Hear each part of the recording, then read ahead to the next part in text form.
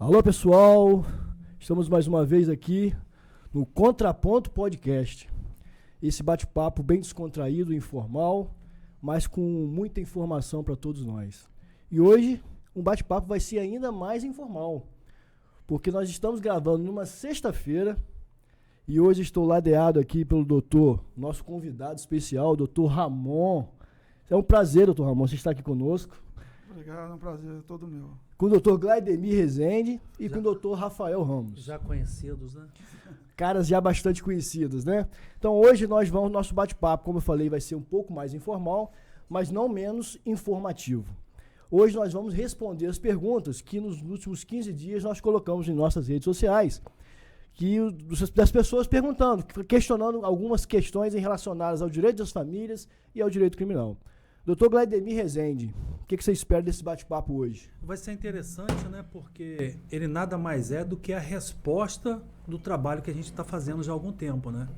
E dezenas de perguntas, pessoas querendo uma resposta direta, mais objetiva.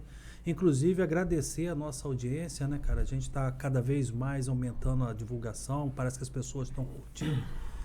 Tá pedindo para vocês, tá sempre dando like, compartilhando com os amigos, e também você pode, amanhã ou depois, pode através das nossas redes sociais fazer algum tipo de pergunta, tá fazendo contato conosco, que a gente puder fazer para esclarecer, para ajudar a sociedade, nós estamos aí. E é isso que nós vamos fazer. Hoje pegamos as melhores perguntas, porque de repente a dúvida de um pode ajudar a resolver razões de várias pessoas, né, Rafael? Verdade, foi uma ideia até bem aceita, né? A gente passou a ter aí tivemos até mais perguntas, o público participou tanto, mais do que eu até esperava. Tivemos até que selecionar algumas perguntas, né, para não ter tanta coisa ali repetida, e poder responder e tirar a dúvida de todo mundo que está em casa.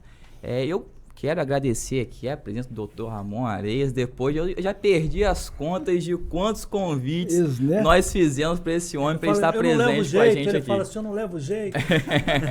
Mas finalmente, para vocês terem uma ideia, olha só, ele só aceitou porque a gente disse que ia ter cerveja hoje. Brincadeira, não foi por isso não. Numa sexta-feira. Ele condicionou a situação sexta-feira só se tivesse cerveja. A gente pegou ele enganando, na verdade, né? A gente falou que era um happy hour, mas ele não sabia que o happy hour ia ser gravado e seria aqui hoje no podcast. Aí ele está presente. Mas eu agradeço muito a sua presença, doutor. Vai ser um prazer enorme tê-lo aqui conosco. E a gente pode começar, primeiro, passar para o doutor Ramon, para ele se apresentar também, já que é a primeira vez que o senhor está participando aqui no nosso podcast. Quem é doutor Ramon Manezes? E depois a gente prosseguir com as perguntas do público. Primeiramente, quero agradecer aqui, os elogios, né, o convite. Realmente, já há tempo que me chamam, eu sempre tenho alguns afazeres e hoje eu resolvi, né? Tomou coragem. Tomei coragem. Acostumado com júri e com medo de vir aqui, tá vendo? Não é isso. Não é isso. É realmente porque é falta de tempo mesmo. Mas hoje o doutor Glaidemir falou, vamos lá, bater um papo lá, bater uma cervejinha e tal, vamos lá. Aí ele animou. Tá explicado, tá vendo? Mas eu já venho acompanhando os colegas há tempo, né? E vejo que está tendo uma grande audiência aí, parabéns aí aos colegas. E já atua muitos anos também na área criminal, sim, como na área civil também. Quantos anos? Sim, rapaz, eu atuo já há mais de 10 anos, né? Mais de uma década, né? Já fiz júri já com você, né? Tivemos a honra de trabalhar alguns Campos, Macaé. Eu acho que aqui, os meus cabelos brancos entregam que eu sou o advogado mais experiente aqui, né? Isso é bom, isso é isso mesmo. É sempre um prazer. Mas vamos lá. Vamos lá. Então, como sugerido, vai ser uma roda de perguntas. A gente vai aqui, para não ficar uma coisa muito formal, a gente vai rodando as perguntas que já foram apresentadas pelos nossos seguidores, né, via Instagram.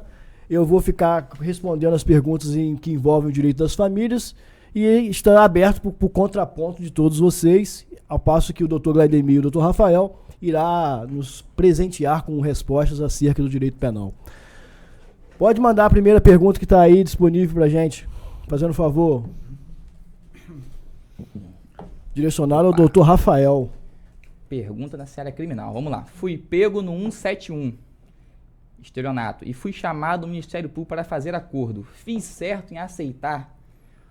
Esse acordo, pessoal, só para fazer aqui uma adição, que é interessante a gente ter conhecimento sobre isso. Ele veio e se chama Acordo de Não Persecução Penal. A gente costuma também chamar de ANPP. Ele veio incorporado do direito americano, né? foi incorporada aí junto com o pacote anticrime. Então passou a ter validade de janeiro de 2020 para cá. Por que isso?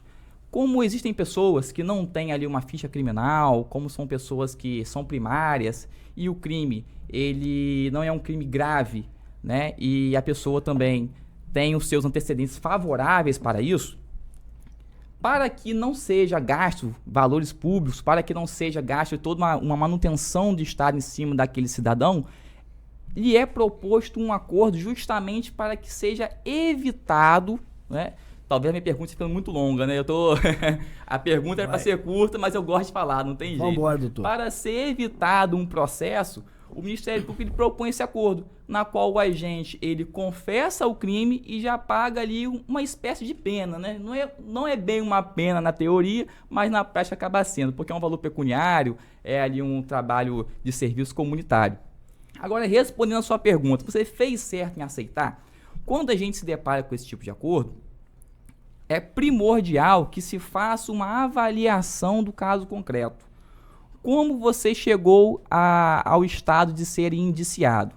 Foi por meio de uma prisão em flagrante? Foi por meio de um inquérito, né, uma investigação preliminar? Por quê? Quando se há a possibilidade, se vislumbra a possibilidade de conseguir uma absolvição futura, quando não tem provas robustas de que você praticou aquele crime, talvez seja mais viável não aceitar o acordo. E aí, no decorrer do processo, você vai produzir as suas provas, você ali na instrução criminal vai alegar aquilo na sua defesa para conseguir a sua absolvição. Então, nesse caso, não seria viável fazer o acordo. Do contrário, se já existe ali uma prova robusta contra você, se já é provavelmente que vem ali uma condenação, nesse caso, sim, a gente indica que seja feito o acordo de não persecução penal, porque esse acordo ele mantém você com o réu primário, então isso é muito importante, é uma das grandes vantagens em fazer o acordo de não persecução penal.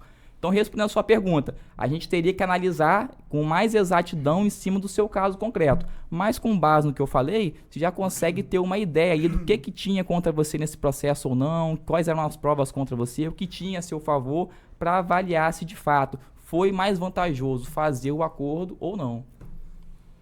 Respondida a pergunta. Tá respondido? Complementar alguma coisa, doutor? Você achou boa? Pode complementar, fica à vontade. Só aguardando aqui as colocações do ilustre advogado, doutor Rafael. Eu vejo assim com uma certa propriedade que a pessoa, antes de tudo, tem que procurar um profissional para ser consultado. Porque esse crime de estelionato, ele era, antes do pacote anticrime, um crime de ação penal pública incondicionada de representação. Certo? Ou seja, não precisava que a vítima representasse para que fosse proposta uma ação penal. Com o pacote anticrime, o artigo 171 passou a vigorar com o parágrafo 5º, né, que ela foi condicionada à representação. Então, se você procurar ser avaliado, né, com um profissional, ele pode verificar nos autos que não existia aquela representação. E tem aquele prazo decadencial de 6 meses, de acordo com o artigo 38 do Código de Processo Penal. Que você não ia precisar fazer esse acordo, certo? Porque ele praticamente já teria alcançado pela decadência. Porque se não tem a representação, é uma questão de procedibilidade. Então, o Ministério Público não ia poder propor ação penal. Então, vejo... Que é sempre bom antes estar consultando antes. Porque você pode nem responder por um processo e nem, como o doutor Rafael falou assim, ser obrigado a ser pagar uma coisa assim, uma pena, que você poderia... Ficar livre, né? Verificando ali uma possível absolvição, né? Talvez não valha a pena fazer esse acordo. Ou seja, não vá sozinho. Não vá sozinho. É isso aí. Manda aí a segunda. Pra gente. Se eu tiver uma arma ilegal em casa, invadirem minha casa, eu posso usar ela em legítima defesa? Então, presta bem atenção. Quando se tratar de legítima defesa, você pode usar de qualquer meio para poder proteger você e seu patrimônio. Você pode usar uma faca, uma pedra, inclusive uma arma ilegal. E com certeza, é lógico que você não pode ultrapassar os limites necessários para conter aquela grave ameaça naquele momento. Mesmo que, se por acaso você tem uma arma ilegal, você deu um tiro na pessoa e a pessoa veio a falecer devido a esse tiro, comprovado que você agiu em legítima defesa, você vai ser absolvido. Pode até ser que o Ministério Público depois queira questionar pela posse legal da arma, mas é uma coisa que existe entendimentos jurisprudenciais que acaba, de certa forma, fazendo com que a pessoa não seja punida por isso, tendo em vista que foi utilizado a defesa de um bem muito maior. Alguma coisa? Não sei se eu fui muito objetivo. Não, direto a resposta... Pode ser, porque nosso tempo aqui é meio curto também, senão... A próxima é do só vou fazer uma... Complementar muito bem colocado pelo doutor Claudemir, né? De acordo com o artigo 25 do Código Penal, né? Você usando moderadamente os meios necessários. Exatamente. Foi o que ele mesmo colocou. Então você pode utilizar porque você não, no meu entendimento, você não responderia pela posse da arma, porque você poderia ter utilizado o princípio da consulção, certo? O crime fim absorve o crime meio. Então, gostei das colocações do pegada técnica, né? Era uma pegada técnica, né? Qual seria a próxima? Se o casal tem 2 filhos e se separam, cada filho fica com um genitor, quem paga a pensão? Uma pergunta bastante inteligente, interessante, e acaba que é bastante recorrente também esse tipo de pergunta. As pessoas às vezes acham que, pelo fato de cada genitor vai ficar com um filho, cada um poderia, dessa forma, assumir os gastos, os custos perante aquele filho que está sob a sua custódia. Mas acontece que, nesse caso, a gente tem que analisar o binômio da necessidade e possibilidade na hora da fixação da pensão alimentícia. É possível que um dos genitores tenha uma capacidade financeira maior do que a outra. E dessa forma não seria justo se houvesse essa divisão igualitária, ou seja, cada um ficar responsável pelos custos de um dos filhos. Então, analisando a capacidade financeira dos 2 genitores, se um tiver uma condição melhor de contribuir com um valor maior, certamente, ainda que ele tenha um dos filhos na sua guarda, na sua custódia, ele vai ter que contribuir com a despesa do outro filho. Ainda para complementar, é possível que as necessidades dessas crianças também sejam diferentes. E da mesma forma, essa compensação de um do genitor para o outro deverá também haver da mesma forma.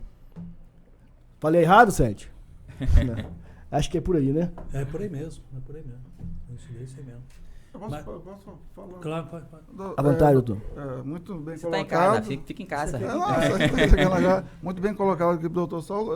Gostaria até de perguntar, assim, né, que nesse caso seria viável um acordo, mesmo se os 2 tivessem condições de possibilidade e de... Então, é possível. Em cima de acordo, de forma consensual, é possível que eles acertem, eles combinem em relação aos custos e façam uma divisão igualitária, né? Cada um assume o custo de um. É perfeitamente possível. Ocorre que a pergunta ali está dizendo que seria necessariamente assim. Aí que a gente tem que analisar, né, o binômio da necessidade e possibilidade e a questão principalmente da proporcionalidade, né?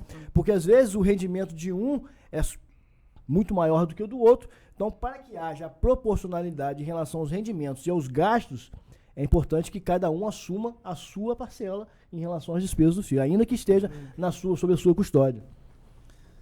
Muito bem explicado, muito bem. Esse pode ter certeza que saiu bem feliz essa resposta. Qual é o próximo? Pergunta aí pra gente. Vamos lá. Meu marido cumpre no fechado. Como fazer ele sair? Deve ser preso quando fala assim. Quando fala assim, eu espero que não esteja falando de fuga, né? Porque como fazer ele sair, será que ele tá preso? Mas vamos lá, responder fora da brincadeira, respondendo agora de forma objetiva. Outra pergunta que também sofreu alteração com o pacote anticrime, já que teve a mudança no 112 da Lei de Execução Penal. Mas o nosso país vigora o sistema progressivo de pena, né? Nós temos ali o regime fechado, o semiaberto e o regime aberto.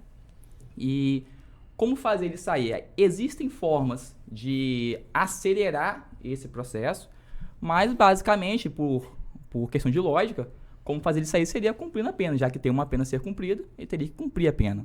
E aí, na medida em que a pena for sendo cumprida, ele vai progredindo de regime.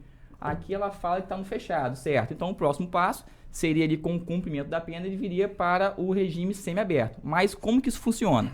Para a gente entender exatamente o tempo em que a pena deveria ser cumprida para a progressão, seria necessário identificar se ele é reincidente ou não, se o crime é um crime cometido com violência ou grave ameaça, e se também seria um crime hediondo ou equiparado a hediondo, porque isso faz alteração no tempo de progressão. Né? A nossa lei de execução penal agora, no artigo 112, com o pacote de crimes, passou a estipular uma porcentagem que vai de 16% até 70%. E essa variação é exatamente de acordo com o que eu acabei de falar. Se o crime é hediondo ou não, se o agente ele é primário ou reincidente, e se o crime é cometido com violência ou grave ameaça. Então, para responder de forma específica ao caso concreto, a gente teria que saber exatamente qual foi o crime ali e as circunstâncias subjetivas do apenado. Essas colocações suas é muito boa porque é muito comum o cliente fazer essas perguntas diretas para a gente.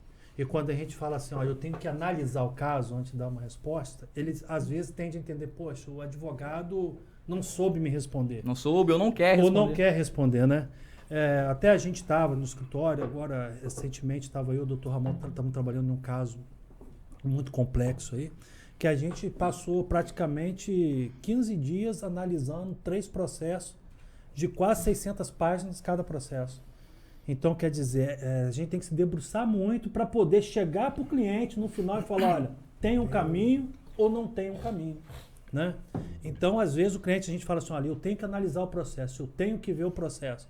E ele fica meio assim irritadíssimo, porque ele quer tudo para a hora, para urgência, né, para expressa. E não, a gente tem que ir com cautela, com devido cautela, porque senão a gente acaba sendo leviano nas nossas colocações. Verdade. Então é muito bem eu vou aproveitar aqui para dar uma dica, já que a pessoa foi ali, quis nos fazer esse questionamento, eu vou dar uma dica para ela. Há formas, a gente tem institutos na nossa legislação penal, na própria lei de execução penal, que há maneiras de você acelerar o cumprimento de pena. O mais comum deles, que todo mundo conhece, é a questão do trabalho, né? Você trabalha 3 e faz a remissão de 1 dia de pena. Mas há outras maneiras também. Há pelo estudo, a cada 12 horas de estudo também faz a remissão em relação a 1 dia da pena. E há, inclusive, pela leitura. Né? Você pode ler, se não me engano, 12 obras por ano, e o que daria um total aí, a cada obra, 4 dias de remissão de pena, o que daria por ano 48 dias de pena remida. Somente por leitura. São quase 2 meses que a pessoa consegue acelerar no cumprimento de sua pena somente em ler livros e elaborar, claro, um relatório. Sai de lá culto. Sai pronto para ser reinserido na sociedade. Poeta, pode ser um poeta. Poeta. Eu vejo também, doutor Rafael, doutor Grademir também que colocou aqui, quando a pessoa fala, e está no fechado, que faz para ele sair? Aí a gente já vê que se trata de uma execução de pena, né? Sim. Mas a gente tem que ter uma visão mais ampla, certo? Tem que ser feita uma análise mais percussiente, né, do caso, como nós trabalhamos pouco tempo, que você tem que analisar todo o processo, não é porque a pessoa está cumprindo a pena que vai ficar lá 10 anos, não, você vai analisar todo o processo, que se tiver uma nulidade, você pode entrar com uma revisão criminal e ele sair. Então, como que faz para sair do fechado? Dessa forma também. Não é só ficar esperando progredir. Você pode fazer uma análise de todo o processo, encontrar uma nulidade, entrar com a revisão criminal e sai. Exatamente. Antes de qualquer progressão. Exatamente. Né? É por isso que muitas vezes eu vejo a pessoa falando assim, doutor, tal advogado ou um tal colega falou comigo que me tira em 6 meses. Mas eu falei, mas como? Ele não, eu falei com ele falou que pelo que eu falei, dá para sair em 6 meses. Então eu acho isso prematuro demais e acaba vendendo uma certa ilusão para o cliente. Né? Então, é claro que tem que ter muita cautela, de uma análise, tem que fazer uma análise profunda, você vai falar, você vai ver, poxa, se aqui há uma possibilidade, né, logo iminente, né, de ele sair, você vai falar, poxa, você pode até inclusive aquela tão discutida questão do habeas corpus na É. execução, né? Que se entra com a revisão e também com o habeas corpus, justamente porque um habeas corpus consegue ter ali uma decisão mais veloz do que uma revisão criminal. E aí os nossos tribunais superiores, eles não conhecem o habeas corpus, mas de ofício acabam ali aplicando a liberdade. Por isso que vale a pena você impetrar, né, o habeas corpus, mas ficar de olho também, se for na execução, não agrave a execução, porque é o recurso cabível, né? Então você trabalha com os dois. Tá vendo? Tá bom. Vamos lá, pessoal. Próximo. O negócio tá bom, hein? Meu tá acabando com tudo que tem para não deixar herança para os filhos. Deve ser meu pai. Como posso evitar? Então, presta bem atenção. Isso é muito comum dos filhos falarem que o pai ou a mãe está acabando com o patrimônio e que seria deixado para eles, né? O que eu aconselho para essa pessoa? Primeiro, procurar o pai, né, que está acabando com o patrimônio, para saber o porquê que ele está fazendo isso. E ver essa aliança de relacionamento, o que foi rompido ao ponto do pai não querer deixar nada para o filho. Porque, na verdade, o filho ele só tem uma expectativa de direito. Apenas uma expectativa de direito. Porque tudo é do pai e da mãe. Se ele quiser vender, ele vai vender. Agora, é uma questão que não é jurídica nesse caso aí. É uma questão que deve ser colocada de forma harmoniosa no ambiente familiar. Né? Não há nada que possa ser feito se o pai resolver vender o próprio carro e não querer deixar para o filho. Um exemplo bem claro. Então, são situações que eu aconselho que a pessoa busque uma volta a uma aliança harmoniosa da relação familiar. Porque isso sim pode trazer grandes problemas, né? É o que diz, né? Só há herança após a morte, né? Antes da morte não tem que se falar em herança. Eu só quero fazer uma ressalva aqui, que ela disse que está acabando, a gente não se sabe se ele está vendendo, se está doando. Porque no Código Civil preconiza que a pessoa não pode doar tudo que tem se não tiver um mínimo de sobrevivência. Entendeu? Então tem essa ressalva. Então tem que saber, no caso concreto, se é uma doação, se é uma venda. Né? Mas é pelo que eu entendi ali, pelo linguagem porque fala ali. Que está acabando, né? A gente tem que também saber que há essa possibilidade de ser restringida também. A não ser que se ele tem algum problema mental, algum problema, virou um... Aí também já implica em outras situações. Mas por si só, se ele é uma pessoa saudável, entendeu? Ele não é uma pessoa pródiga, então quer dizer, ele pode tomar conta dele. É por isso que eu estou fazendo zero. Se for doação, ele não pode, se não tiver uma reserva para ele. Mesmo até porque a questão de herdeiros necessários também, né? Tem toda uma situação para ser averiguada. Próxima pergunta, por favor. Tem um filho especial que recebe BPC e o pai disse que não precisa pagar pensão por isso. É verdade? O que é BPC? BPC é um benefício de prestação contínua, um benefício assistencial, né? Previdenciário, que é pago pelo governo. Chamam de LOAS também, né? Pela lei do LOAS, né? E é um benefício assistencial, que não tem nenhuma influência com o pagamento da pensão. Porque esse benefício é pago pelo governo a idosos acima de 65 anos e pessoas com deficiência, desde que respeitado alguns requisitos estabelecidos lá na lei. Agora, o pagamento desse benefício, ele não influencia no pagamento da pensão, porque a pensão alimentícia, o pagamento da pensão alimentícia, ela decorre do poder familiar, né? E isso não tem nenhuma influência se a criança já está recebendo um benefício assistencial. O pai tem a obrigação, o dever oriundo do poder familiar de sustentar os seus filhos, né? Porque na hora de fazer é muito bom, agora tem que arcar com as consequências. Então você fala para ele que você pode continuar recebendo o benefício e ainda assim ele tem o dever de continuar pagando a pensão, porque ele é obrigado. Se não pagar, você entra com a ação para poder obrigar que o juiz obrigue ele a pagar. Muito boa a colocação. Próxima, por favor. Qual o prazo para ter uma sentença no processo? Quando o doutor até chegou a dar risada, né? Se alguém souber, me fala. Quando o cliente chega com essa pergunta, ele nunca gosta da resposta, né? Não tem jeito. O que acontece? Por regra, nos processos criminais, pelo Código de Processo Penal, a sentença é dada em audiência, né? É feita ali após a instrução criminal, é feita as alegações finais de formas orais, né, tanto pela acusação como pela defesa, e em seguida o juiz profere a sentença. Porém, há exceção. Há exceção nos casos de complexidade, nos casos que envolvem um grande número de réus, um grande número de provas. O juiz ele pode pedir essas alegações, ao invés de serem feitas de forma oral, serem feitas por memoriais, de forma escrita. E aí é estipulado um prazo para a acusação e para a defesa, e após o cumprimento, a apresentação dos memoriais finais, o juiz teria ali um prazo de 10 dias para apresentar a sentença. É o que diz o Código de Processo Penal. Agora, esse prazo, na prática, ele é seguido? É que eles dizem que é prazo impróprio, né? É um prazo impróprio. Então já adianto que não é seguido. Então é uma questão complicada. Alguns juízes conseguem seguir realmente, outros não. Depende de processo a processo, depende de cidade, comarca, de vaga. E não dá para comparar um processo com outro processo. Não dá. Porque às vezes a pessoa fala assim, eu tive um processo disso, durou 6 meses, o outro está durando 1 ano, né? Eu tive um processo disso, levou 10 anos para resolver, o outro resolveu em 1 ano. Porque existe uma série de variações que acontecem. Eu, por exemplo, eu tenho uma ação contra o Estado de alguns professores e que foram processos distintos. Uns já se resolveram e outros já estão perdurando há mais de 3 anos em relação àqueles.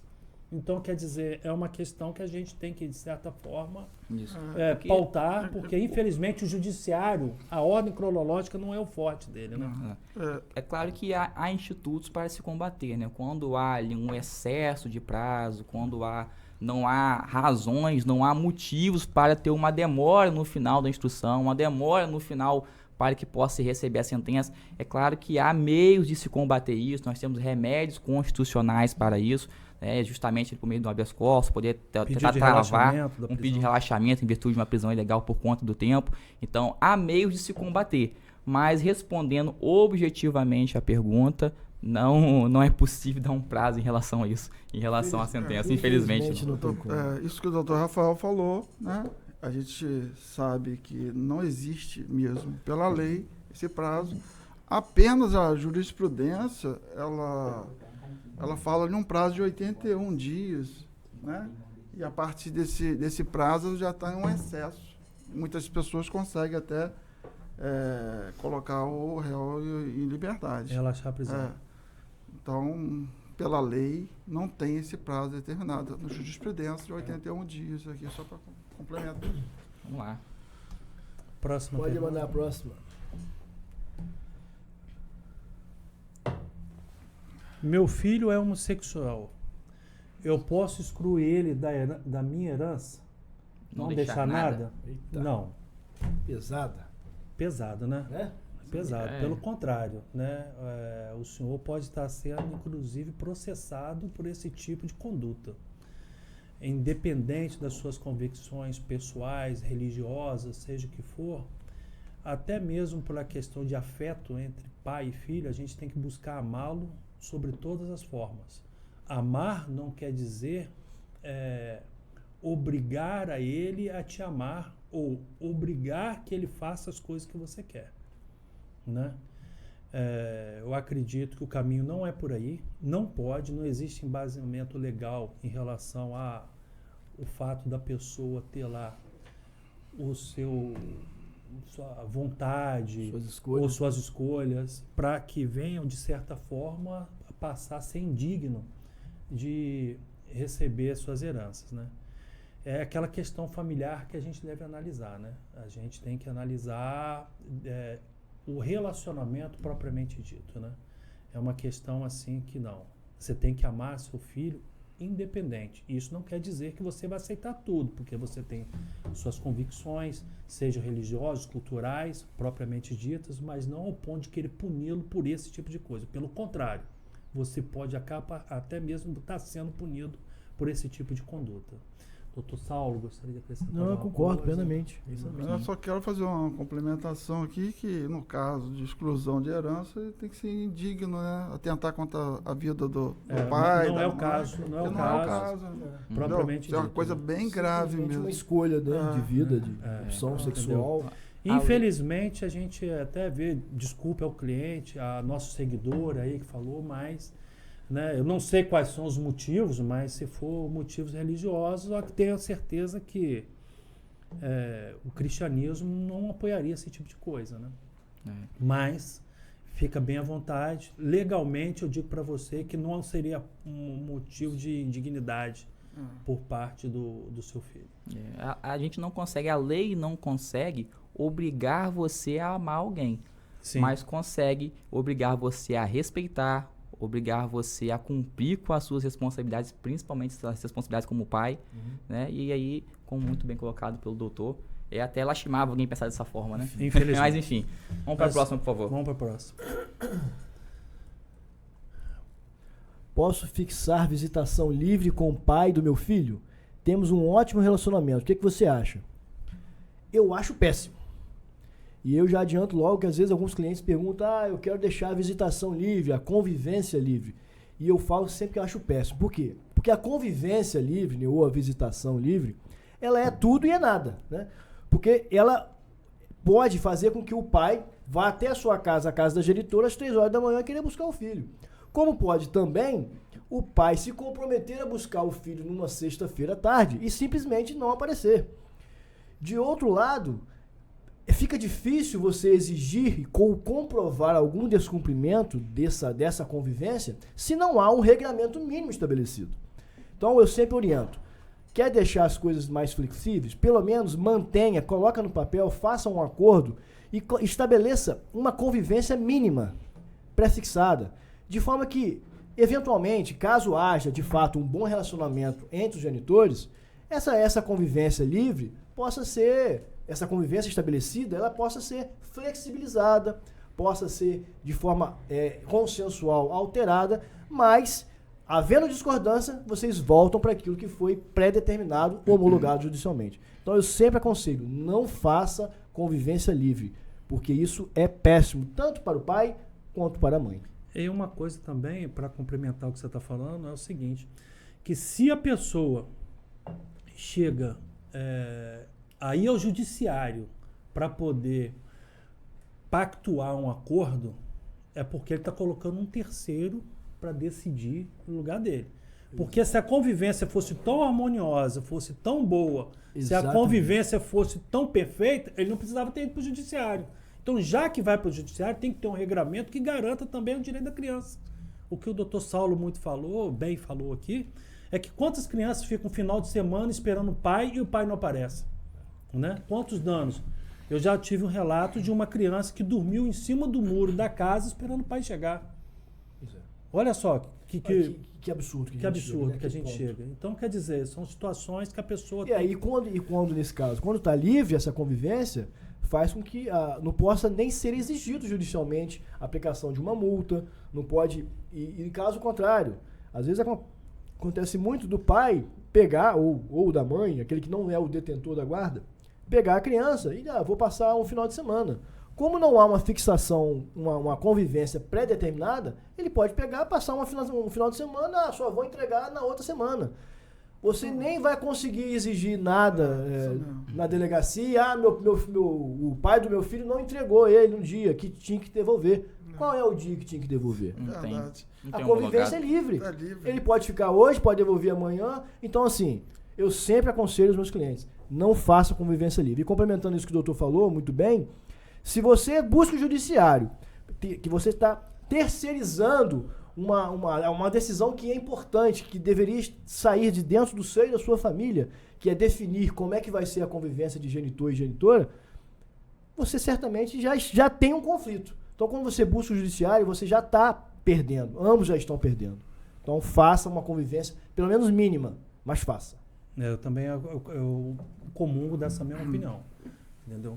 Pode até a pessoa ali, naquele momento, abrir mão naquele determinado momento, mas vamos para a próxima pergunta, que parece que tem muita pergunta hoje, hein? O happy hour vai ser longo hoje. Como é? Minha ex registrou ocorrência dizendo que eu a agredi, sendo que eu estava em outro estado. Então, Maria da Penha. Doutor, infelizmente, tem se tornado cada vez mais comum essas falsas denúncias. Esse tipo de denúncia. O que acontece, né? Em relação a essa lei Maria da Penha, é claro que o depoimento da vítima é muito levado em consideração naquele primeiro momento. Até mesmo que se trata de uma violência que acontece no secreto, né? Sim. Muitas vezes acontece entre quatro paredes e quem não está vendo. Então, a vítima, a palavra da vítima, ela tem uma relevância inicialmente. Porém, a gente pode chegar à seguinte conclusão. Nós, advogados, principalmente nós que atuamos na parte criminal, nós temos o treinamento para que a gente possa quebrar esse tipo de conceito. Porque o depoimento dela tem que ser juntado com uma série de indícios, com uma série de outras coisas, né, que vão acabar validando ou não o que ela está dizendo. Entendeu? Por isso que a gente faz lá o cross-examination, é por isso que a gente faz os exames de medicina legal, para colaborar com tudo aquilo em defesa do nosso cliente, que muitas vezes está sendo acusado justamente. Porque, infelizmente, tem crescido isso, né? A quantidade muito grande de mulheres fazendo denúncias caluniosas. E há um fato importante nisso daí. A denunciação caluniosa. Sim. Se a mulher, se ela não sabe, antes dela fazer uma denúncia assim, e depois ficar provado que não ocorreu, que ela corre um risco muito grande de ficar presa.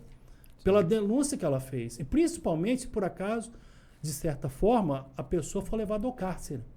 Entendeu? Além da reparação civil, que ela possa ter que fazer pela denúncia que ela fez, equivocadamente, ela também pode acabar parando presa. Respondendo criminalmente por aquilo dali. Então, são coisas que as pessoas têm que pensar o quê? O pau que dá em Chico é o mesmo que dá em Francisco. E cada vez mais a gente está conseguindo tirar esse véu da mentira durante o judiciário. Está ficando cada vez mais até desonroso para as mulheres que sofrem a violência de verdade, entendeu? Terem outras que estão usando da lei de má fé, às vezes por ciúme, às vezes por arrogância, às vezes até por algum problema de desvio de personalidade, moral, que acaba trazendo problemas para a família. Sim, em casos assim, se não me engano, na pergunta, ele mesmo relata que estava em outro estado, não foi isso? Na parte da pergunta? Então, como você consegue comprovar isso? Você consegue comprovar para mim que você está em outro estado? Você tem o quê? Geolocalização do seu celular? Geolocalização do celular. Já teve um caso que nós utilizamos, né? Testemunhas. Já teve um caso de um cliente que a gente chegou a utilizar uma corrida do Uber. Porque tem a data e a localização de onde ele está e para onde ele foi. Como você consegue localizar? Isso é necessário fazer uma investigação defensiva. Exatamente, para atuar em casos como esse. Então você já foi intimado, já apresentou sua defesa na sede policial, já apresentou sua defesa no judiciário, em qual fase que está o seu processo ou ainda está em investigação. Porque além de te defender, além de trazer essas provas para poder defender, ali trazer a sua versão dos fatos, demonstrando que seria impossível você ter agredido naquele dia, naquele momento, já que você estava a quilômetros de distância, estava em outro estado. Além disso, como o doutor bem citou em relação à denunciação caluniosa, você deve também fazer uma representação criminal em face do crime de denunciação caluniosa. Você consegue contra-atacar, além de fazer a sua defesa, já que você provavelmente deve ter vindo a responder um crime, já que ela chegou a abrir ali um registro de ocorrência contra o senhor, você também consegue contra-atacar. E aí é ela que vai ter que se defender da acusação de denunciação caluniosa. E foi o que o doutor Grademir pontuou, que a palavra da vítima tem grande relevância, mas ela tem que estar alinhada com todo o conjunto probatório. Exatamente. Entendeu? Porque senão... Não é só chegar lá e mentir. Não vai levar. As pessoas pensam o quê? Nós, como somos especialistas na área, principalmente aqui, especialistas na área de família e na área criminal, nós somos treinados justamente para contrapor isso daí e acabar trazendo problemas gravíssimos, entendeu? Para a esposa. E o que é pior, né? Falando assim, rapidamente sobre genitor, acaba destruindo até a vida da criança, se tiver uma criança envolvida nisso. Uma hora o pai está preso, outra hora a mãe está presa, e daqui a pouco acaba numa briga um pouco irresponsável. E às vezes por ciúmes, né? Por ciúme, coisa assim desse sentido. Alguma próxima pergunta aí?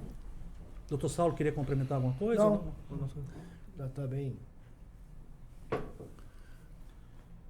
Quando casei, meu marido já tinha a casa que moramos. Hoje ele me agride e vive me ofendendo. Mas eu não tenho aonde ir com o nosso filho. O que eu faço, doutores? Lei Maria da Penha para ele. Coloca ele para fora da própria casa dele. Entendeu? Porque o fato dela tá morando com ele, com o filho dele, numa casa que era dele, não quer dizer nada. Ele é o agressor e ela que precisa de proteção. A Maria da Penha tem dispositivo suficiente para afastar ele, inclusive, da casa dele mesmo. Entendeu? Então, pode sair, ir lá na delegacia, procurar o DEAN, né? De afastamento do lar. Pedir o afastamento do lar dele, medidas restritivas, protetivas, tudo que for para poder fazer a sua boa convivência. Não pense o cidadão aí, porque ele é dono da casa, que ele pode fazer o que quiser, né? Fazer o que quiser, trazer maus tratos, alguma coisa não. A lei é dura. Da mesma maneira que ela tem que ser dura contra a mulher que faz uma denunciação caluniosa, ela também tem que ser dura contra o agressor. Entendeu? Então, a senhora pode ficar tranquila, vai na delegacia que ele vai ser afastado da casa dele. E a senhora vai continuar vivendo lá com o seu filho.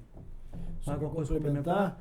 Que ali fala, na pergunta, fala que agride e ofende, né? E que são dois tipos de violência aí, porque às vezes as pessoas não têm a consciência de que acham que a violência doméstica é só se ela for agredida fisicamente. É psicológica. Mas tem a violência psicológica, violência moral, patrimonial, violência sexual, que estão todas elas incluídas na Lei Maria da Penha e que você pode buscar proteção para isso. Inclusive, eu tive um caso agora, 2 semanas, né, que a mulher estava em estado de depressão e tomava remédios, né, e ficaria muitas vezes lesada, fora de si, tomando medicamento, né, e o companheiro dela a obrigava a ter relação sexual com ela, mesmo com ela dopada.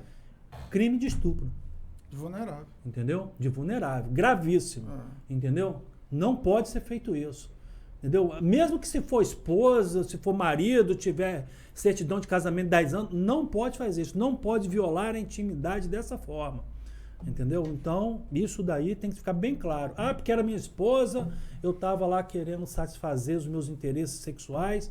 Negativo. Não pode. Ela não tinha discernimento que estava fazendo naquele momento ali. Ela estava vulnerável. Às vezes são tantas coisas que acontecem assim no dia a dia, né, que acaba trazendo pra gente uma certa indignação em alguns momentos, né? Mas, vamos lá. Afinal de contas, até quando tem que pagar pensão alimentícia para o meu filho? Então, veja bem, pergunta também bastante recorrente e que acaba trazendo muitas dúvidas, né? A lei não diz exatamente qual é a idade limite que você tem que pagar os alimentos. Mas, jurisprudencialmente, já há entendimento no sentido de que, ao final da maioridade, quando a criança completa 18 anos, encerra-se o que nós chamamos de poder familiar, que é aquilo que dá origem ao pagamento da pensão. Então, até os 18 anos, o pai paga a pensão decorrente do poder familiar.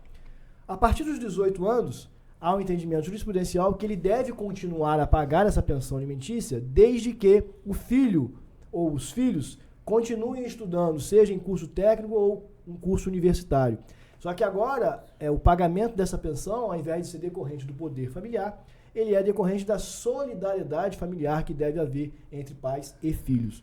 E, jurisprudencialmente, também há um entendimento de que isso deve ir mais ou menos até os 24 anos, é o tempo que a gente considera o limite para que aquele estudante termine o seu curso. Aí alguma pergunta, pode continuar pagando pós-graduação?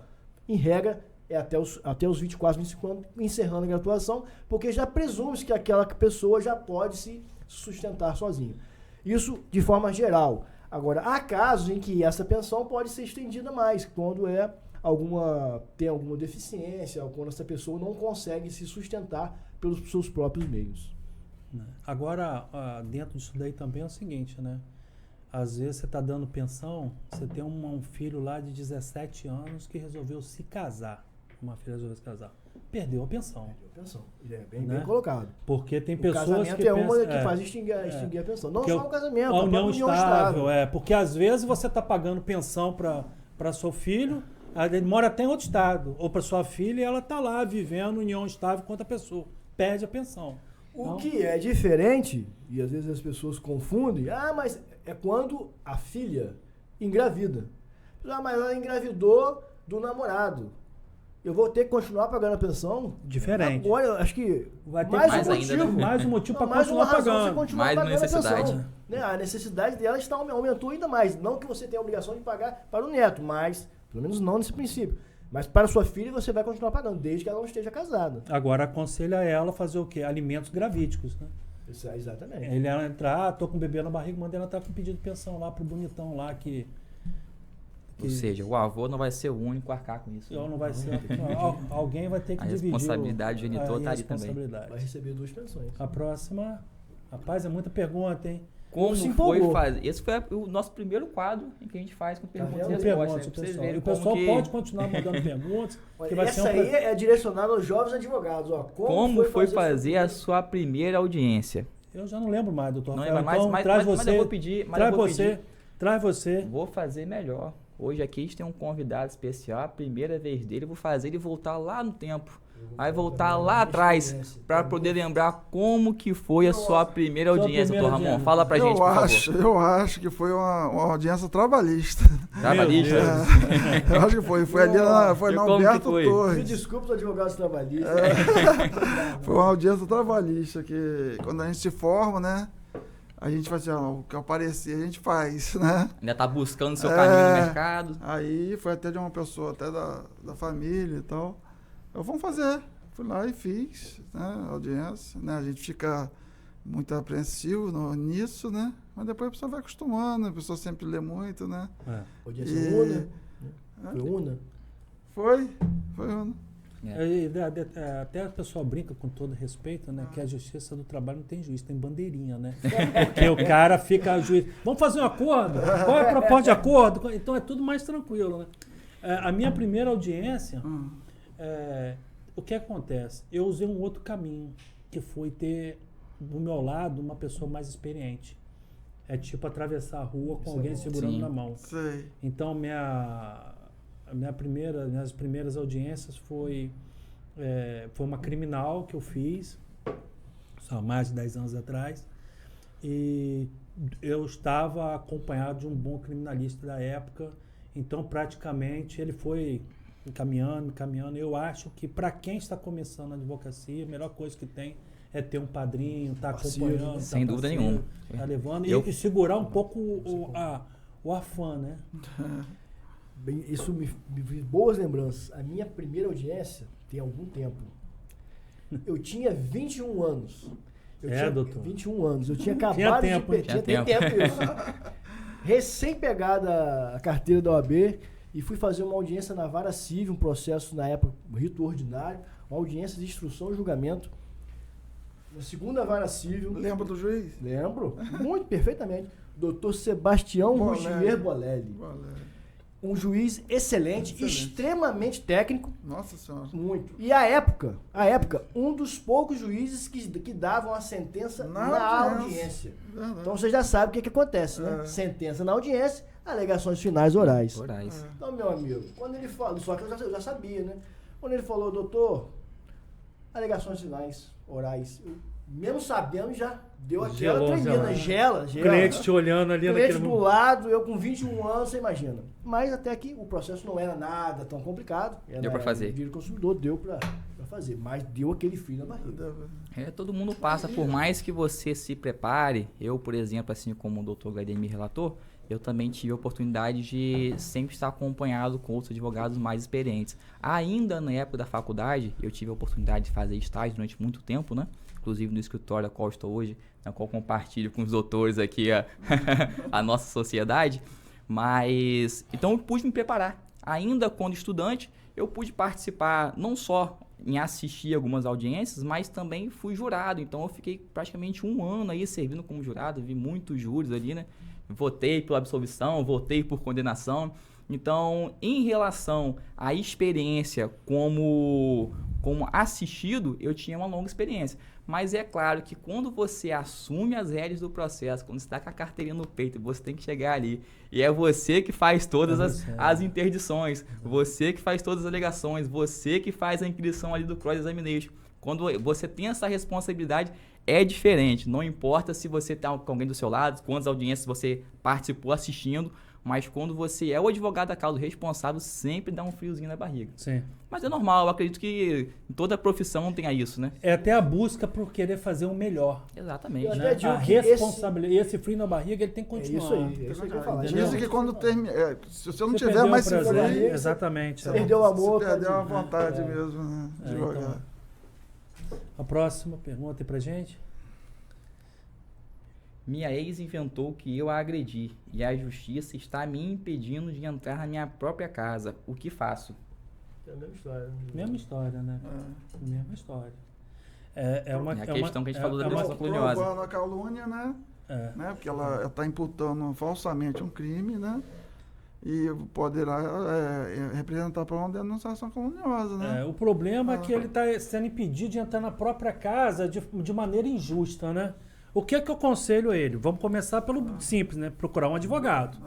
Um criminalista, alguma pessoa com especialidade na área. E, por exemplo, assim, e fazer que, no mínimo, a sua audiência corra o mais rápido possível. Para que você possa trazer para os autos e trazer em audiência o mais rápido possível as suas alegações para aquilo dali seja refeito, essa injustiça está sendo feita. Quando a gente fala... o que acontece? A gente sempre fala assim, procurar um advogado especialista por uma causa. É por quê? As pessoas ainda não pararam para entender que, por exemplo, como um médico, se você tem um problema de coração e precisa fazer uma cirurgia, você não vai procurar um dermatologista, você não vai procurar um oftalmo, você vai procurar um cirurgião cardiovascular, que é um especialista para fazer cirurgia de coração. Né? O que acontece é porque, por exemplo, o oftalmologista, durante o período dele da faculdade, o que aconteceu? Ele também estudou a parte lá do mecanismo do coração, das artérias, tudo aquilo. Mas a especialidade dele é outra. Quando você tem um advogado, qual é a especialidade dele? É de família. Ele não só apenas se preparou pelos livros do direito. É um cara, como por exemplo o Dr. Saulo, recentemente em congressos e convenções do Instituto Brasileiro de famílias, entendeu? Teses inovadoras, maneiras de abordagem, o estudo psicológico do caso, entendeu? Assim como a relação do advogado criminalista. Ele tem que entender o quê? Ele tem que entender de balística, ele tem que entender de lesão corporal, ele tem que entender de tecnologia, ele tem que ter uma gama de coisas que, por exemplo, um advogado trabalhista ele não vai conseguir fazer. Então, por isso a importância, antes de você, já aconselho logo, antes de você dizer o seu caso para quem quer que seja, você procura saber qual é a especialidade daquele advogado. Né? Porque aí você já tem meio caminho andado. Agora, existem coisas simples que qualquer advogado pode fazer. Ações de pequenas causas, coisas assim que são simples. É igual você levar um médico para fazer um curativo. Então, são coisas simples. Mas quando você tem, principalmente, questões ligadas à área criminal e à área de família, é bom que você esteja falando com pessoas especialistas na área. Até mesmo porque muitas vezes a composição é melhor do que uma briga permanente. E isso só um especialista, principalmente na área de direito de família, sabe como conduzir o melhor momento para a pessoa poder compor aquela situação que muitas vezes está trazendo por grandes problemas na vida da pessoa. É uma crítica que existe em relação à Lei Maria da Penha, porque todos nós sabemos do histórico violento em relação no trato do âmbito domiciliar em relação às mulheres. Né? Nós sabemos que as mulheres realmente sofrem com isso e de muitos anos. E a Lei Maria da Penha ela trouxe ali o mecanismo de medidas protetivas, né? Justamente para coibir esses atos violentos. E muitas vezes essas medidas protetivas elas são aplicadas sem sequer ouvir o homem. Exatamente. Então, a mulher faz a representação. A regra é essa. Faz a representação já sai dali, de imediato. Aí acontece o caso em que foi relatado que agora na pergunta ele não agrediu, é o que ele fala, né? Dos fatos, a gente não conhece dos fatos, mas é o que está na pergunta. Provar essa, né? Partindo desse conceito que não teve agressão, mas ainda assim teve a representação, já houve ali o afastamento do lar, então ele está em grande prejuízo. Ele já vai ser processado possivelmente por uma lesão, uma via de fato, não sabe qual foi a agressão. Já está afastado do seu próprio lar, isso sem sequer ser ouvido. O grande problema dessa questão, a gente sabe que sim, que a Lei Maria da Penha ela é necessária, que as mulheres realmente sofrem, tem um histórico de violência, mas há também um certo abuso nos usos das medidas protetivas da Lei Maria da Penha. Há um certo abuso. E aí agora o homem ali, ele passa a ter que correr atrás, ele tem que reverter todo o processo. Ele tem que provar que ele não agrediu. É quase como uma inversão do uso da prova, coisa que não está no Código de Processo Penal, mas existe essa inversão. Foi o que o doutor Gladimir falou. Uma vez ele provando isso, ele tem que fazer uma notícia-crime de denunciação caluniosa. Exatamente. Entendeu? Só tem que fazer. Uma coisa que foi corrigida, pelo menos aqui na nossa comarca, que vinha acontecendo, que todas as medidas protetivas eram deferidas sem prazo, por prazo indeterminado. Agora, parece que estão sendo por 120 dias, 180 dias. E aí, se caso a mulher ainda se sinta ameaçada, ela tem que, antes de acabar, solicitar a prorrogação. Mas antes era por prazo determinado. Sim. Você imagina? Cara, um ano depois... A verdade é eterna. Agora, também, um conselho que eu dou. Independente do caro seguidor nosso aí, que mandou a pergunta, independente dele estar sendo injustiçado ou não, que ele não venha fazer o uso arbitrário das próprias razões. Que ele aguarde, está perante o juiz, né? Não toma um ímpeto de nervoso, tentar invadir a casa, coisa assim, porque a tendência é piorar. Aí, de certo, você passa até errado. Né? Então, porque a gente vê muito isso, a pessoa acaba se irritando quando é acusado de uma maneira que ele é inocente e acaba no afã, no desespero, na ira por estar sendo justiçado, tomando uma conduta que vai voltar contra ele mesmo. Então, o juiz pediu para sair? Sai. Chama o advogado e nós vamos reverter a decisão. Verdade. E dentro do inquérito, provar que ele estava em outro lugar, né? Exatamente. Situação que ele não fez aquilo, né? Que ele não agrediu. Não existe, Entendeu? Até porque atualmente... Que ele pode chamar testemunha para ser inquirida no sede policial. Exatamente. Se ela falou que ela foi agredida. Eu fui agredida. Tem que ter um laudo de corpo de delito ali também. Sim. Você vai requisitar. Até a questão da violência psicológica. Ver qual o contexto que ela foi agredida. Como que aconteceu até a violência psicológica, ela deixa vestígio, entendeu? E pode ser feita uma análise pericial, entendeu? Para saber se realmente ela apresenta algum tipo de violência, algumas marcas por deixar. Não é só falar e ficar por isso mesmo, não. Sim, até porque atualmente a quebra da medida protetiva, ela figura um tipo penal. Ela passa a ser crime por si só. Então, além da questão da lesão ou das vias de fato que você, porventura, vier a responder, você quebrando, agindo no ímpeto de entrar na casa mesmo tendo a medida, ou entrar em contato com a mulher também com a medida de afastamento ou de incomunicabilidade, você também vai passar isso para um outro crime que é em relação à quebra de medida protetiva. E essa medida, ela já é uma medida que nós chamamos de medida cautelar. Né? Então, ao invés de arbitrar uma prisão preventiva, se aplica essa medida cautelar. E quando você passa a quebrar essa medida cautelar, é bem provável que vai vir ali uma prisão preventiva, já que a medida cautelar não foi suficiente para parar as agressões. Por isso que um dos requisitos da prisão, né, preventiva é o descumprimento da medida protetiva. Verdade. Pode vir a próxima, por favor. O genitor vive me ameaçando que vai pedir guarda compartilhada para não pagar pensão. Tem sentido isso? Coitado. Não há menor sentido. Existe uma falsa crença por parte de grande maioria dos genitores de que, caso seja fixada a guarda compartilhada, estariam eles isentos do pagamento da pensão alimentícia. Trata-se de uma interpretação equivocada, né? E que não há nenhum amparo legal, não há na lei nenhuma restrição ao pagamento da pensão alimentícia quando a guarda é compartilhada, porque na verdade a guarda compartilhada é nada mais nada menos do que o compartilhamento de decisões. As decisões importantes e relevantes da vida dos seus filhos serão tomadas em conjunto pelo pai e pela mãe. Então, assim, o fato dessas decisões serem tomadas conjuntamente não afasta o dever daquele genitor que não detém a custódia física da criança de pagar a pensão. Afinal de contas, as despesas fixas, elas permanecem. O que às vezes os pais confundem, que eu quero guarda compartilhada, e aí eles acham uma falsa crença de que a criança vai ficar com ele 15 dias. E 15 dias com a mãe. E aí, por conta disso, ele acha, então não vou precisar pagar a pensão, você responde pelos seus 15 e eu pelos meus 15. Mas isso não é guarda compartilhada. Isso seria uma convivência alternada.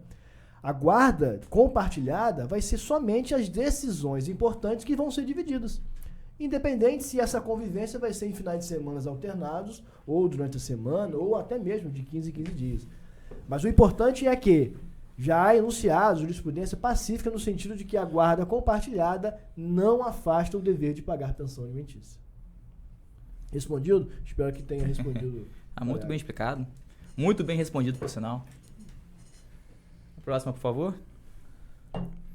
A polícia pode invadir uma residência sem estar com mandado? Bom, em regra, não. A não ser que você deixe, a não ser que o morador acabe deixando. Mas a regra é que não pode. Ainda assim, há algumas exceções, como, por exemplo, se houver fundadas razões de que dentro da residência ali há um estado de flagrante, de que há necessidade de se prestar socorro, ou um eventual desastre que esteja porventura ocorrendo. Nesses casos, fica assim, a regra passa a ser quebrada e é um caso de exceção em que a polícia pode entrar na residência sem mandado. Ainda com mandado, é necessário, importante dizer, que ainda com mandado há também um horário específico, não é em qualquer horário que pode ser, que a polícia pode adentrar a residência, não é mesmo?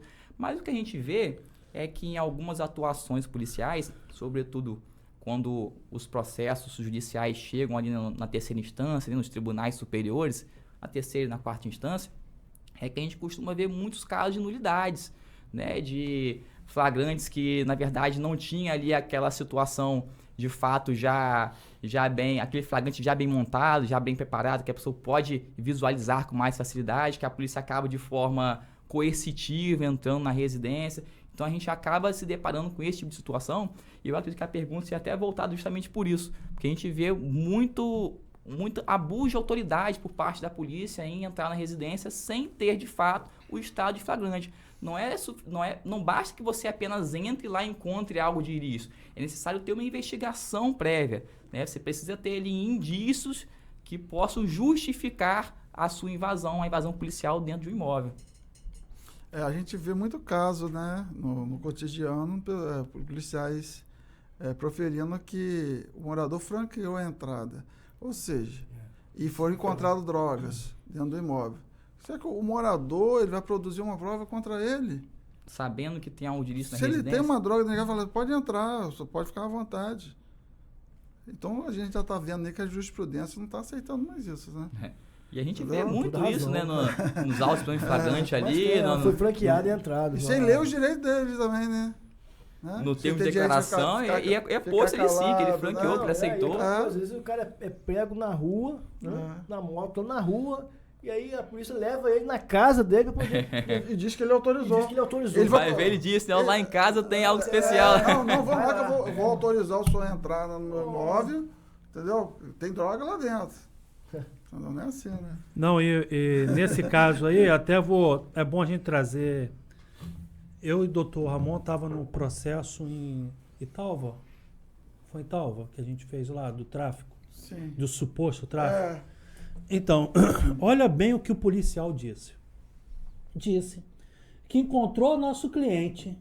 Ele disse que encontrou o nosso cliente no meio da mata, leu os direitos dele, 8 horas da noite, entendeu? Leu os direitos dele e o cliente confessou que ele estava ali traficando. E o nosso cliente confessou. Aí pegou, prendeu e levou para a delegacia. Na delegacia, de frente para o delegado, o nosso cliente não falou nada. Ficou quieto.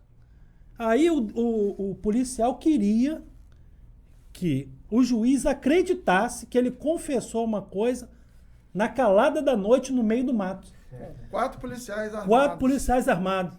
Você imagina, né? Mas em sede policial ficou quieto. Sede policial ficou quieto. Com o delegado lá ficou quieto. Não falou nada. E a quantidade de droga, você viu que era 2 cigarrinhos de maconha que a pessoa, entendeu? No mínimo estava fazendo uso. Porque, infelizmente, a gente já tem aquela política, né, de querer criminalizar o uso da droga, principalmente em cidades do interior.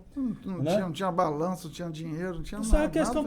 Então, quer dizer, é umas coisas assim que o sujeito que a gente vê e acontecendo, a gente não acredita. A arbitrariedade sim, de arbitrariedade. E ainda outra coisa também aconteceu na mesma audiência. O policial disse que antes disso já tinha abordado o nosso cliente várias vezes na rua. porque ele recebeu uma ligação anônima e toda vez que via o nosso cliente, ele parava e dava geral no nosso cliente. E detalhe... Abuso de autoridade disso, né? E detalhe, ele recebia uma ligação pro celular individual. Não é Aí eu cheguei para ele e falei, então, meu senhor, o senhor está querendo me dizer que o seu celular pessoal é o disque denúncia, né, da cidade, né? Ele as pessoas idôneas me ligam. Eu falei, como é que o senhor sabe se o senhor está dizendo para mim que o número estava restrito, que essa ligação era anônima? Aí ele, mas, ou seja, às vezes as pessoas que estão ligadas com a justiça acabam, de certa forma, se passando por justiceiro. Né? Eles confundem justiça com justiceiro. E isso daí faz o quê? Uma série de arbitrariedades que nós, como os advogados, não podemos permitir. Né? É nesse momento que nós, operadores de direito, temos que equilibrar essa balança aí, porque senão todo mundo que a polícia botar a mão é bandido, todo mundo merece para cadeia, merece ser morto e assim sucessivamente. Né? Então vamos lá. Tá respondido. A próxima. Muito bem respondido. Por que rico não vai para cadeia? Por que rico não vai para cadeia é um tanto quanto pesado. Presta bem atenção. E só para ilustrar a sua pergunta, Sérgio Cabral vai ser tema de enredo de samba. Bate em enredo de samba. Presta bem atenção. Eu vou até antecipar uma pergunta que eu vi lá que chegou perguntando falando que bandido bom é bandido morto. Eu vi lá, até a produção nem precisa colocar não, porque eu já vou responder tudo de uma maneira só. Primeiro, quando a gente tem um país onde o povo, na sua grande maioria, são pessoas comprometidas com caráter e com bom senso, dificilmente ela tem representantes ruins. Quando se fala por que rico não vai para a cadeia, a maioria das vezes, igual a ilustração feita aqui pelo Dr. Saulo, sempre se vê a ideia de um político. Mas esse político, ele só está lá porque nós colocamos. E a grande maioria, hoje, ainda nos dias de hoje, vendeu o seu próprio voto. Então, como a gente vai responder uma pergunta dessa se dentro de nós estamos deixando isso acontecer? É lógico que o judiciário tem os seus problemas que precisam ser reparados. E quando se fala bandido bom, bandido morto, a gente está falando de qual bandido? Daquele que você conhece e rouba seu celular?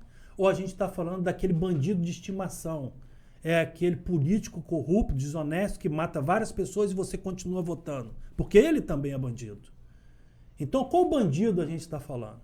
Eu acho que a gente precisa sentar em um momento, refletir sozinho, verificar até que ponto a gente está contribuindo para a nossa sociedade, até que ponto nós estamos contribuindo para uma sociedade melhor, para poder chegar a essa conclusão. É lógico que uma pessoa com poder aquisitivo melhor, ele vai poder lutar muito mais para conseguir o seu direito, né? Porque às vezes a pessoa não tem condição de chegar à justiça. A justiça, infelizmente, não é para todos. A Defensoria Pública está aí, desesperadamente, tentando ajudar no que pode, mas quem tem condição de ter os bons advogados particulares, realmente eles têm um atendimento melhor. Mas isso não é só nessa área do direito. Isso também acontece também em qualquer tipo de serviço público. A gente tem aqui um hospital, Ferreira Machado, que viu lotado de pessoas e grandes médicos. Você para analisar, será que realmente quantas pessoas já morreram na fila de espera por falta de atendimento? Não só no Ferreira Machado, como em vários hospitais públicos. Será que isso acontece no hospital particular? Agora, por quê que não acontece? Porque rico tem direito a viver mais? Não, a gente está no sistema falido da sociedade em várias partes. Agora a gente tem que analisar o quê? Até que ponto você está contribuindo para uma sociedade melhor? Até que ponto você está fazendo com que a gente possa ter uma sociedade melhor? Né? Porque, por exemplo, quando você vê uma pessoa que é o fato dele dar a chave do carro para um filho de 16, 17 anos dirigir, entendeu? Ele está cometendo um crime. Né? Aí ele pode ser preso. Mas meu filho, tadinho, não sei o que, seu criminoso de estimação. Né? Então a gente tem que pensar no dia a dia. A mudança da sociedade ocorre conforme a mentalidade do seu povo. Isso em relação à justiça, isso em relação aos políticos, isso em relação a tudo que a gente possa estar contribuindo diariamente, desde o momento que você acordar até o momento que você dormir. Perfeito. Ótimo. Sem nada para acrescentar. Nada, de forma alguma. De forma alguma. Vamos pular para a próxima pergunta, por favor. A próxima pergunta.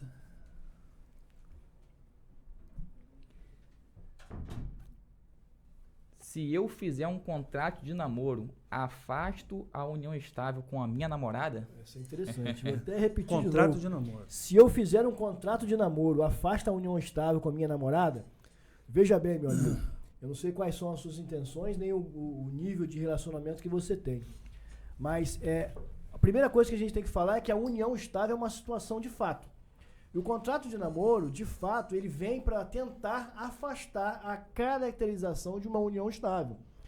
Só que o contrato de namoro é exatamente isso. É um documento simples onde vocês vão dizer que ali vocês vivem meramente um namoro, afastando dessa forma a união estável. Ocorre que, como a união estável ela é uma situação de fato, se tiver presente todos os requisitos que caracterizam ela, você pode ter vários contratos de namoro assinados que não vai afastar a união estável. Então, assim, se você estiver conviver, uma união for pública, contínua, duradoura e principalmente se tiver uma intenção de constituir família, você pode, ainda que você tenha um contrato de namoro assinado, isso não vai afastar por si só a união estável que restará caracterizada por conta dessa situação de fato e represente esses requisitos. Entendeu? Então, assim, não adianta você ter um contrato de namoro se no dia a dia você vive uma situação de fato, uma situação de união estável. Não adianta você ter um contrato de namoro se você se apresenta para a sociedade como se casados fossem. Se você é socialmente conhecido como se fossem casados. Então, não adianta contrato de namoro nesses casos. Tá certo, tá respondida em mais uma pergunta. Muito bem respondido, doutor. Vou falar a verdade para você. Você tá empolgado, voando baixo. Sextou, hein? Vamos lá. Mais alguma pergunta? Trabalho no aberto, mas não posso descontar 3 dias de trabalho por 1 de pena. É certo isso? Trabalho no aberto, regime aberto. Então, pessoal, de fato, você não consegue descontar, fazer essa remissão por 3 dias de trabalho por 1 de pena. O regime aberto, ele tem essa diferença em relação ao fechado e o semiaberto. E por que isso? Porque no regime aberto, o seu trabalho ele é obrigatório. Para que você esteja no regime aberto, é obrigatório que você trabalhe. Por conta disso, não tem por que você remir a pena. Do contrário, todos teriam que remir a pena no regime aberto. Então, o regime aberto ele tem essa diferença. No fechado e no semiaberto, sim, que você consegue fazer remissão a cada 3 dias de trabalho e você consegue remir 1 de pena.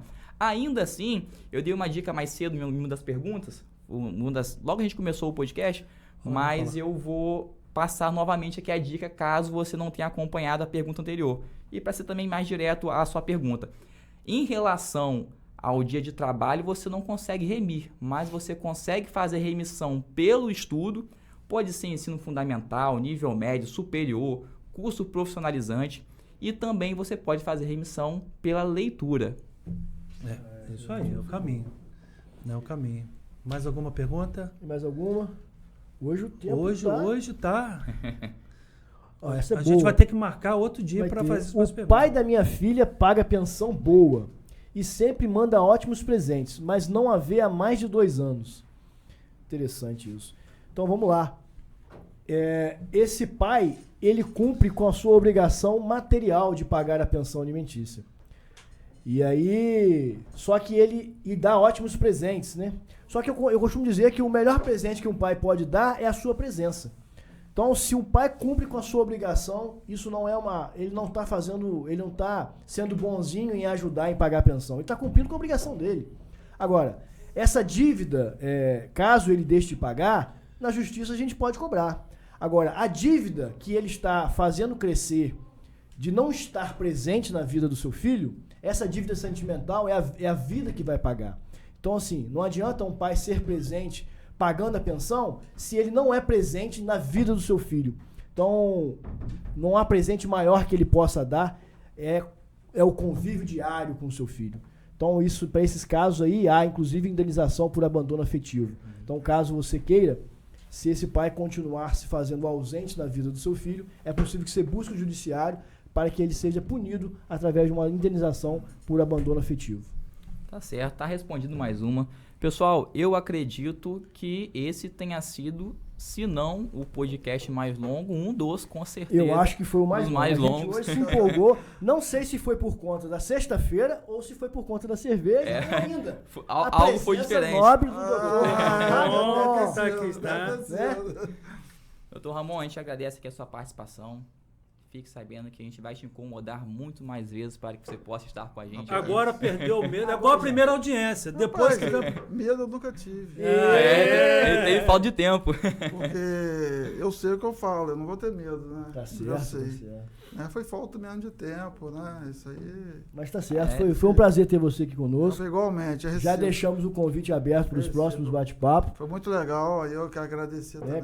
Com certeza abrilhantou muito o nosso bate-papo.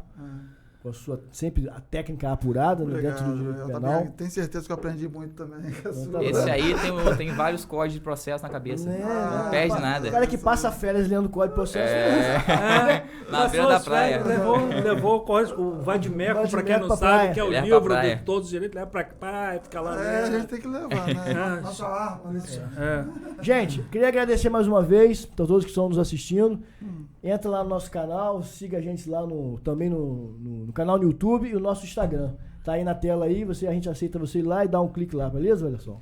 Um grande abraço, abraço também, a todos, pessoal. Para você, só deixar um recado. E para você que não nos enviou sua pergunta, fique atento que em breve a gente vai abrir mais caixinhas de perguntas lá e você manda pra gente que a gente tira as dúvidas aqui. E outra coisa, não esquece, dá o like, encaminha pra gente e muito obrigado por tudo, tá bom, doutor Ramon? Eu quero agradecer também aos colegas e os senhores também. Um abraço. Valeu, pessoal. Valeu, pessoal. Valeu.